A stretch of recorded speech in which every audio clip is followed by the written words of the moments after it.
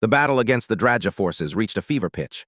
While the main navy provided cover, rookies like Jishi faced their first true test, scaling the sides of enemy ships to infiltrate their formation from below. A tactical signal flared in the sky.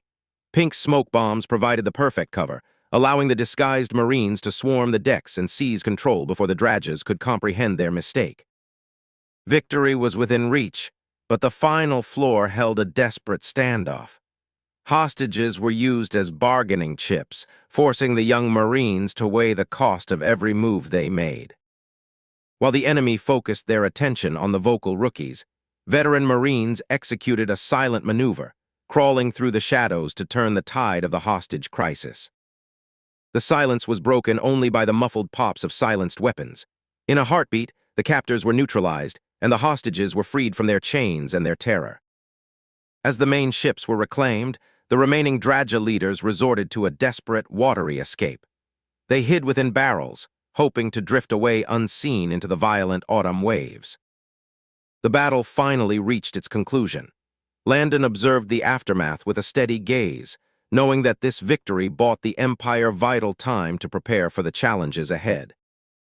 Far away in the capital, Ashenara Madison harbored dangerous obsessions.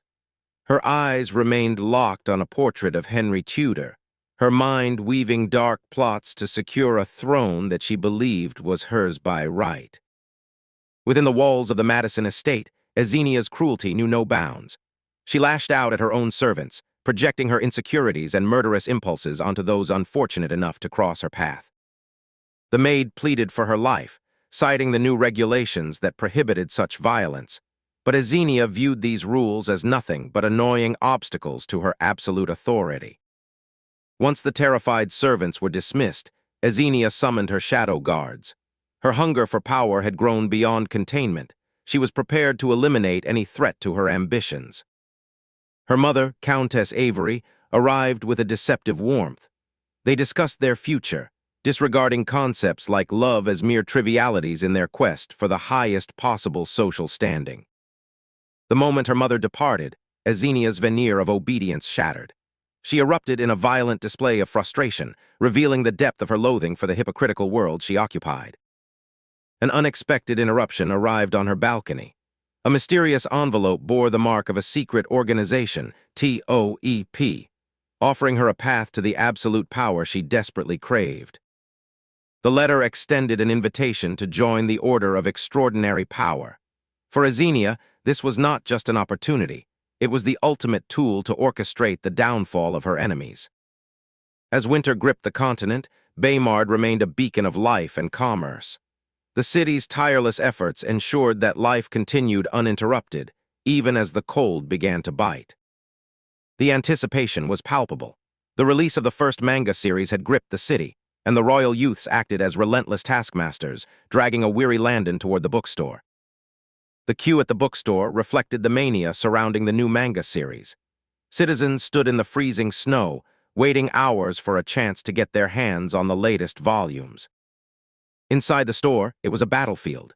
Momo utilized his agility to navigate the crush of fans, proving that for a true fan, acquiring a new volume required the skills of a seasoned soldier. Victory tasted like success. Momo emerged from the crowd battle-scarred but victorious, clutching the precious manga volumes as if they were holy relics that had been secured through sheer force of will. Safely in their themed cafe, the group finally began their reading. The outside world faded away as they were drawn into the adventures of Gon and Kagome, completely hooked by the masterfully crafted stories. Landon's preparations were cut short by an emergency notification. His surveillance systems flagged an assassination in progress, an event that threatened to derail his carefully laid plans. In the cold shadows of an underground room, the mystery deepened. A captive hovered on the brink of death, interrogated by faceless men whose dark question loomed over them all. Where was the location of Hamunaptra,